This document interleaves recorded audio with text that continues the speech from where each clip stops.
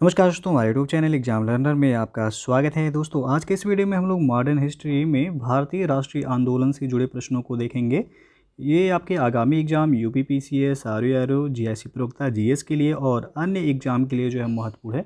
तो वीडियो को like share कर दीजिएगा। चैनल पर पहली बार आए हैं तो चैनल को सब्सक्राइब कर लीजिएगा, साथ में बेल आइकन को प्रेस जरूर कर लीजिएगा, जिससे आने वाले अगले वीडियो का नोटिफिकेशन आपको पहले मिलता रहे।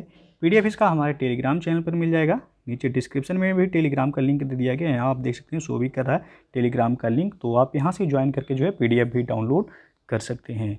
तो चलिए जो है शुरू करते हैं। पहला क्वेश्चन है, वर्ष 1904 में किसने क्रांतिकारियों को गोपनीय समिति के रूप में अभिनव भारत का गठन किया था?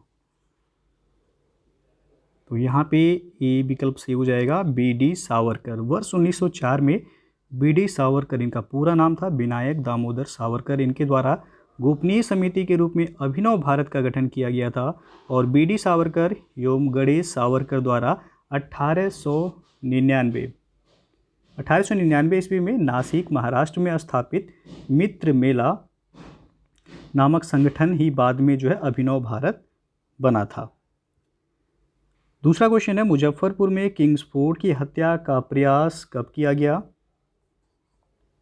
तो यहाँ पे ए ऑप्शन से हो जाएगा 1908 ईस्वी में। 30 अप्रैल 1908 को बिहार के मुजफ्फरपुर में खुदीराम बोस और प्रफुल्ल चाकी ने किंग्सफोर्ड पर बम फेंका, परंतु जो है किंग्सफोर्ड वह बच गया और दुर्भाग्य से राष्ट्रीय आंदोलन से हमदर्दी रखने वाले मिस्टर कैनेडी की पत्नी एवं पुत्री मारी गई थी। प्रफुल्ल चाकी ने पुलिस से बचने के लिए आत्महत्या कर ली और खुदीराम बोस को गिरफ्तार करके फांसी की सज़ा दे दी गई। तीसरा क्वेश्चन है, निम्नलिखित में से कौन हिंदुस्तान रिपब्लिकन एसोसिएशन यानी कि एचआरए का सदस्य नहीं था? तो यहाँ पे आप देख सकते हैं डी ऑप्शन, शिव वर्मा। शिव वर्मा ये हिंदुस्तान रिपब्लिकन एसोसिएशन यानी कि एचआरए के सदस्य नहीं थे। बाद में ये इसके प्रवर्ती संगठन हिंदुस्तान सोशलिस्ट रिपब्लिकन एसोसिएशन यानी कि एचएसआरए से जुड़े। बाकी जो है भगत सिंह, चंद्रशेखर आज़ाद और राम प्रसाद बिस्मिल ये एचआरए के सदस्य रहे थे। शिव वर्मा को लाहौर षड्यंत्र मामले में जो है आजीवन कारावास की सज़ा हुई थी। चौथा क्वेश्चन है, निम्नलिखित पंक्तियों को किसने लिखा था? सरफरोशी की तमन्ना अब हमारे दिल में है, देखना है जोर कितना बाजुए कातिल में है। तो ये पूछा गया किसके द्वारा लिखा गया था? तो यहाँ पे ये ऑप्शन से हो जाएगा राम प्रसाद बिस्मिल। ये गज़ल जो है बिस्मिल अजीमाबादी की है, लेकिन बिस्मिल अजीमाबादी का वास्तविक नाम सैयद शाह मोहम्मद हसन था। वे वर्ष 1901 में पटना से 30 किलोमीटर दूर हरदास बिनाहा गांव में पैदा हुए थे और यह गज़ल उर्दू में लिखी गई थी एवं वर्ष 1922 में जो है काजी अब्दुल गफ्फार की पत्रिका सबाह में ये छपी थी। तो यहाँ पे जो है आपका ये ऑप्शन सही हो जाएगा।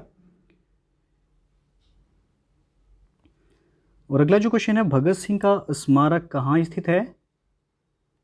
तो यहाँ पे आप देख सकते हैं ये ऑप्शन फिरोजपुर में। फिरोजपुर में भगत सिंह जो है का स्मारक स्थित है। यहाँ पर प्रतिवर्ष 23 मार्च को हजारों लोग जो है श्रद्धांजलि अर्पित करते हैं, क्योंकि 23 मार्च को जो है भगत सिंह और सुखदेव और राजगुरु को जो है फांसी की सज़ा हुई थी।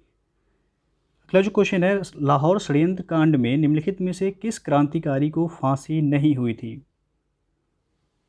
तो यहाँ आप देख सकते हैं ये ऑप्शन बटुकेश्वर दत्त।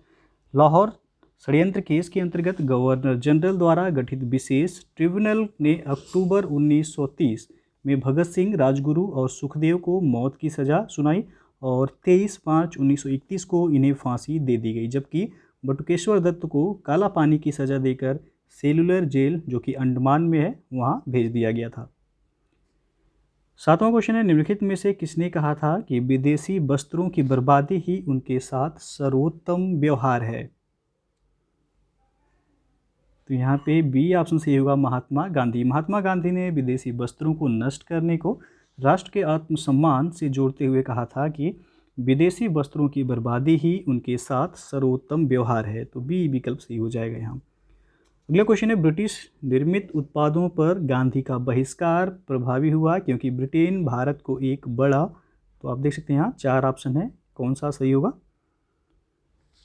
तो सी विकल्प यहाँ से हो जाएगा, निर्मित वस्तुओं का बाजार समझता था। ब्रिटिश निर्मित उत्पादों पर गांधी जी का बहिष्कार प्रभावी हुआ क्योंकि ब्रिटेन भारत को एक बड़ा निर्मित वस्तुओं का बाजार समझता था। तो सी विकल्प सही है।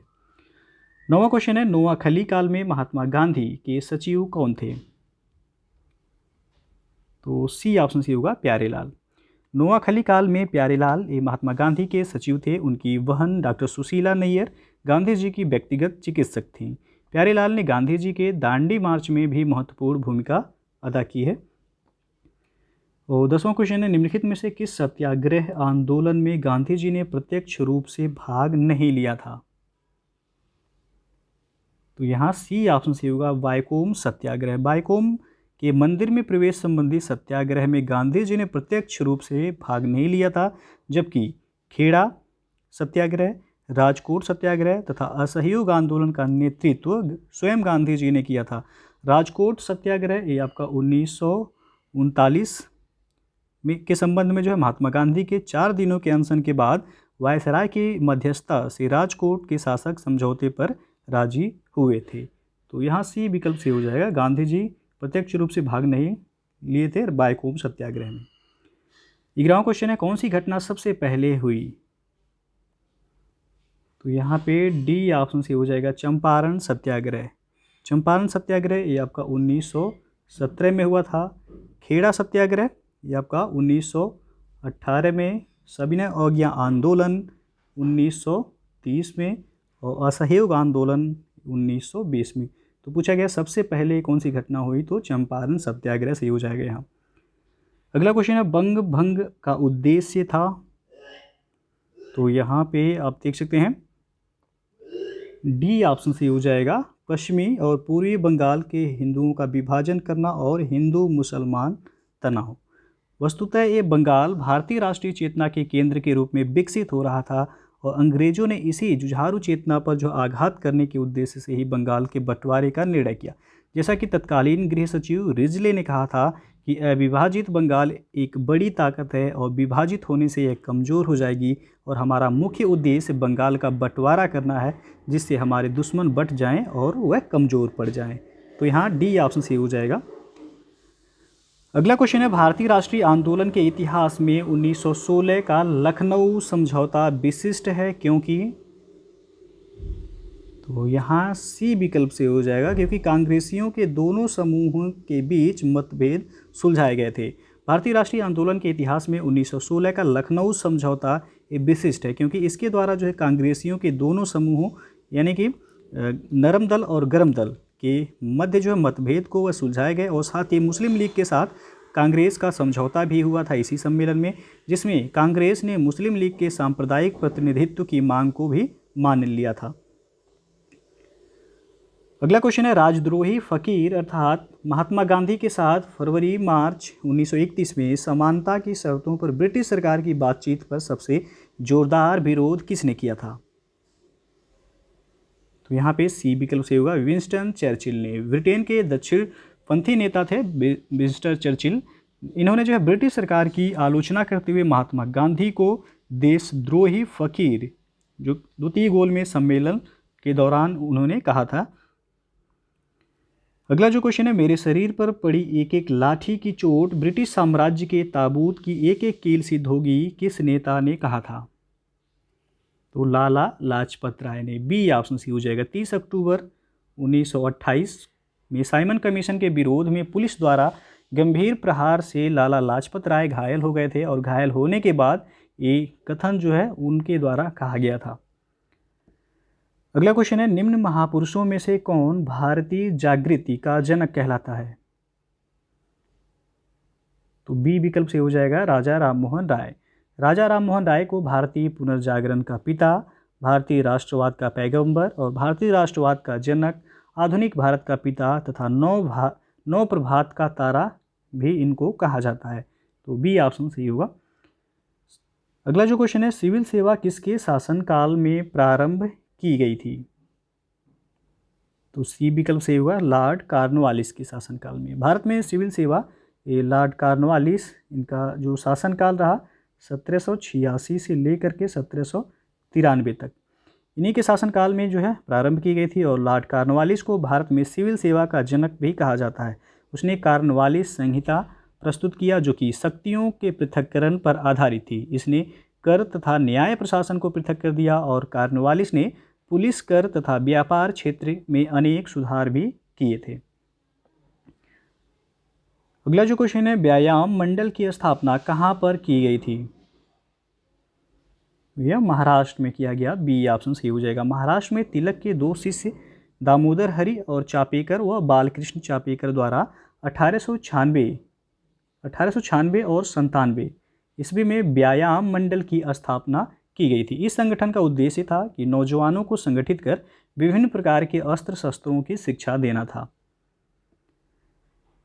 अगला जो क्वेश्चन है, 18 अप्रैल 1930 को हुई चटगांव शस्त्रागार छापे की घटना का नेतृत्व किसने किया था और जिसमें क्रांतिकारियों ने डंपारा में स्थित पुलिस शस्त्रागार पर कब्जा भी कर लिया था?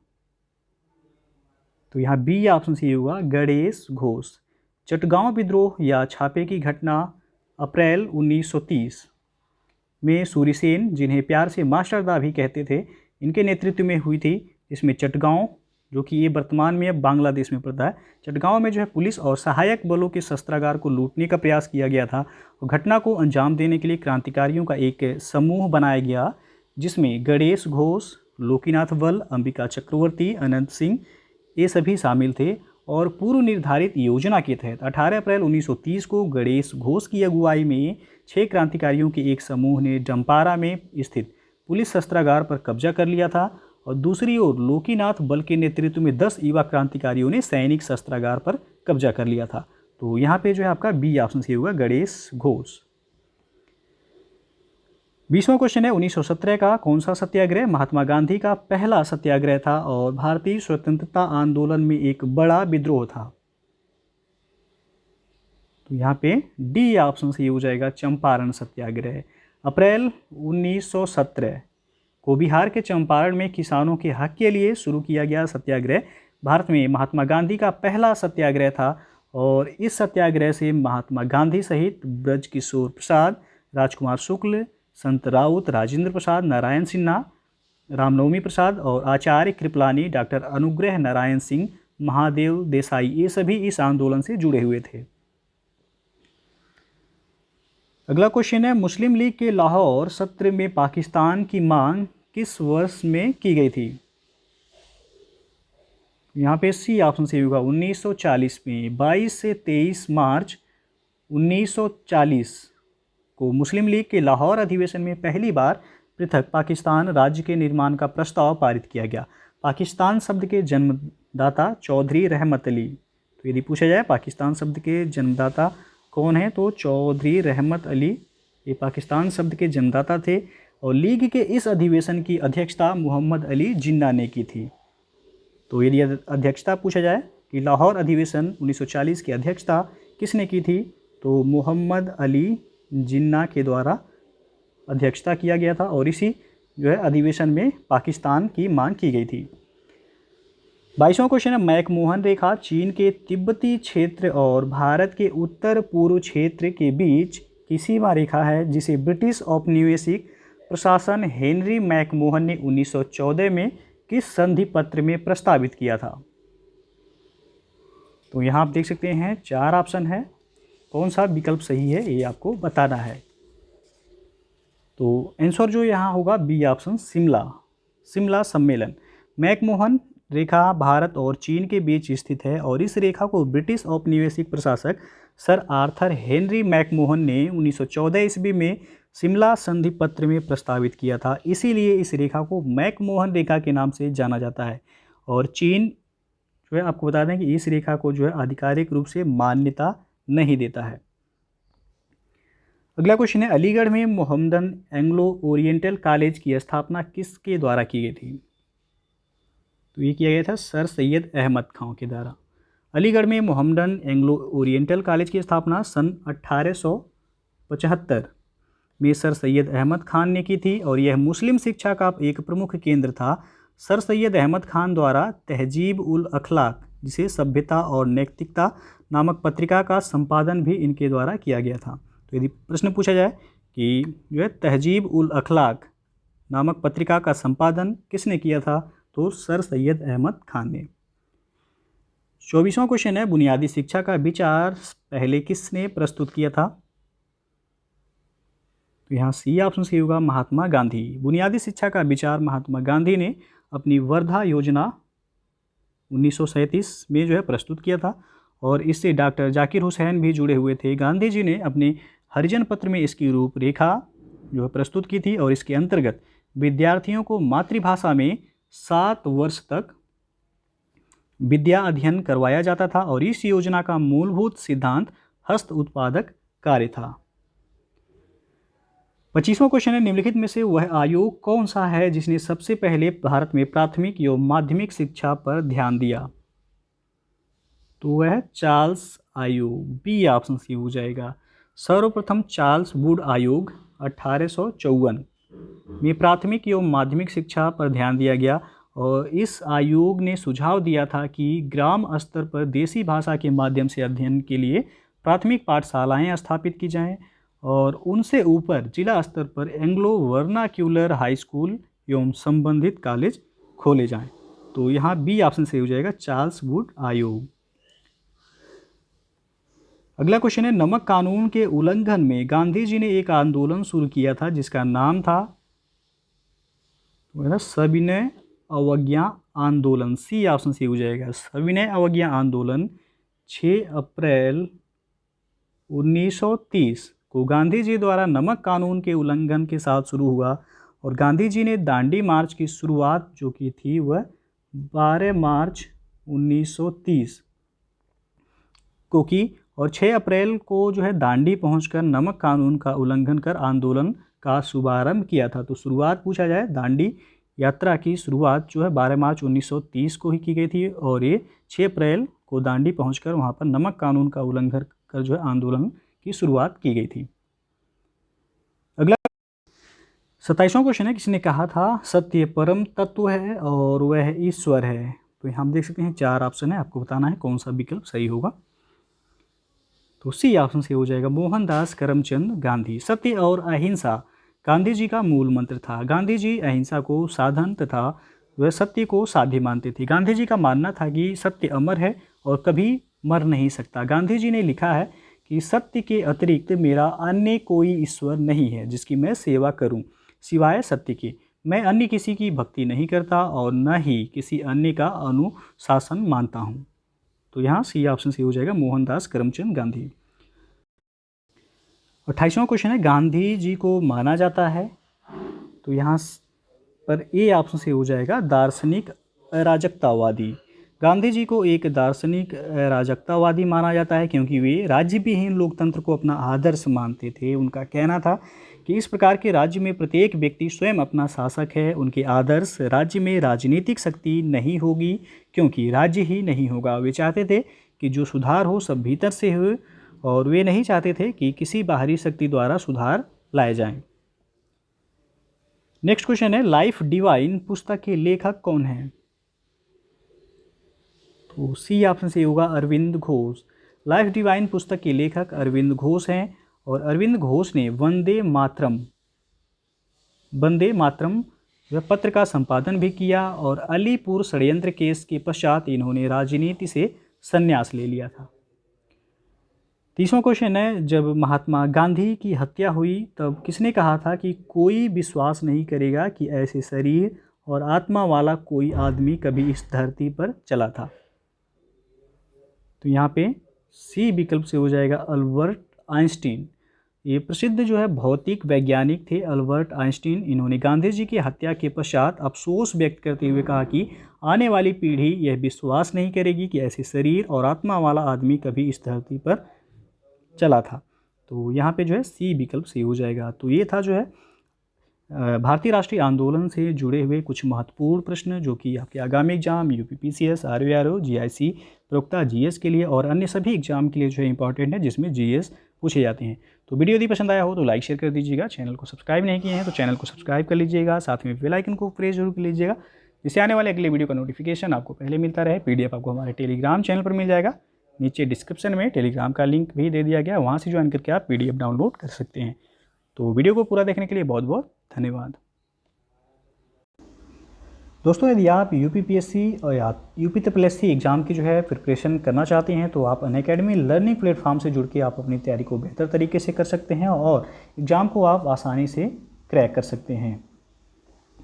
आपको बता दें कि जो है अनअकैडमी पर यूपीपीएससी और यूपीएससी का एक जो है न्यू अनाउंसमेंट है, जिसमें आप 12 मंथ का जो है कोर्स लेते हैं तो 2 मंथ आपको जो है एक्स्ट्रा सब्सक्रिप्शन उसका मिलेगा। यदि आप 2 साल का यानी कि 24 मंथ का सब्सक्रिप्शन लेते हैं तो आपको 3 मंथ जो है एक्स्ट्रा सब्सक्रिप्शन मिलेगा, जिससे आप जो है अपनी तैयारी को और बेहतर तरीके से जो है कर सकें। और अनअकैडमी पर फतेह यूपीपीसीएस स्कॉलरशिप टेस्ट जो है कराया जाता है। ये प्रत्येक संडे को 11 बजे टेस्ट कराया जाता है, तो इसे भी आप लोग ज्वाइन जरूर कीजिएगा। फिर आपका गुरु नेतृत्व स्कॉलरशिप टेस्ट, ये भी आपका फ्री ऑफ कास्ट है, जो कि उत्तर प्रदेश के टॉप एजुकेटर्स द्वारा ये तैयार किया गया है। इसका टाइमिंग है 8 PM और जो है डिस्कशन इसमें 8:30 से होगा और ये आपका ट्यूसडे को 7:30 बजे होता है और ट्यूसडे को जो है डिस्कशन टाइम जो होता है वह 8 बजे। तो इसे भी आप लोग ज्वाइन कर सकते हैं। और अनअकैडमी पर जो यदि आप सब्सक्रिप्शन लेते हैं तो प्लस फीचर्स इतने सारे आपको जो है प्रोवाइड किए जाएंगे। फिर है आपका प्रगति यूपीपीएससी RO प्रीलिम्स 2021, ये टेस्ट का जो है शेड्यूल है, आप देख सकते हैं। फिर है बैच कोर्सेज जो अवेलेबल हैं अनअकैडमी पे। विजय पथ जो कि GS paper 3rd answer writing batch course 2021, ये आपका 18 जून से शुरू हो चुका है। तो जो लोग ज्वाइन करना चाहते हैं आप नीचे डिस्क्रिप्शन में लिंक दे दिया गया है, वहाँ से चेक कर सकते हैं। फिर है लक्ष्य यूपीपीएससी 2022, ये 12 मंथ का प्रीलिम और मेंस बैच कोर्स है, जो कि 23 जून से शुरू हो गया है। तो यदि आप इसे ज्वाइन करना चाहते हैं तो ज्वाइन कर सकते हैं, डिस्क्रिप्शन में लिंक आपको दिया गया है। और इनमें से आप किसी भी एग्ज़ाम की तैयारी करना चाहते हैं तो आप अनअकैडमी पे जुड़ सकते हैं। यदि आप हमारा रेफरल कोड यूज करेंगे एग्जाम लर्नर, तो आपको जो है 10% का इसका इंस्टेंट डिस्काउंट मिल जाएगा। तो सब्सक्रिप्शन लेते समय हमारा रेफरल कोड एग्जाम लर्नर ज़रूर यूज कीजिएगा। उसके बाद सुपर काम्बो सब्सक्रिप्शन है, ये आपका घर बैठे BPSC और UPPSC की तैयारी एक साथ अनअकैडमी के साथ आप कर सकते हैं। और हमें जो है आप टेलीग्राम पे ज्वाइन कर सकते हैं अनअकैडमी UPPSC और UPSC 2021, जिसमें आपको जो है स्टडी मटेरियल जो है और बैच के बारे में जो है जानकारी सभी आपको मिलते रहेंगे। तो आप जो है यदि इनमें से किसी भी एग्ज़ाम की तैयारी करना चाहते हैं अनअकैडमी के साथ तो आप अनअकैडमी का लर्निंग ऐप ज़रूर इंस्टॉल कर लीजिए।